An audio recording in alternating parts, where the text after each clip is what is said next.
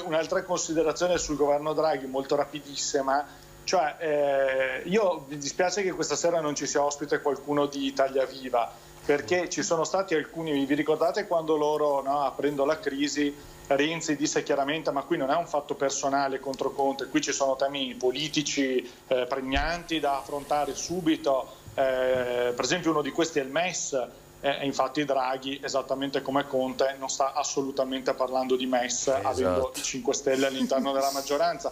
Vi ricordate la delega sui servizi? È inaccettabile che un premier, diceva Renzi, no, si tenga la delega sui servizi segreti, tutti prima di lui l'hanno data, infatti Draghi, come abbiamo letto, sta pensando di tenere per sé la delega ai servizi, che è una delega molto delicata. Poi la Lega sosteneva il governo, diceva basta con le chiusure, il governo delle chiusure, Speranza ha sbagliato tutto, non si deve chiudere, si deve riaprire, e infatti Draghi, lo leggevi tu prima dai siti questa sera, è esattamente orientato nel mantenere le chiusure e anzi forse, se del caso, di inasprirle. Sì. E avanti di questo passo qua, per cui è veramente, cioè non c'è il cambio di passo, dai, non c'è più Trump, quindi anche la geopolitica cambia. Cioè è questo, no, alla fine, perché dice su commissione la mossa di Renzi? Queste grandi differenze che abbiano giustificato questo ribaltone, almeno per il momento, poi magari mi sorprenderà Draghi in una settimana. Abbiamo passato un mese, diciamo, almeno parlando di altro, perché di vaccini non si poteva parlare perché non ce n'erano,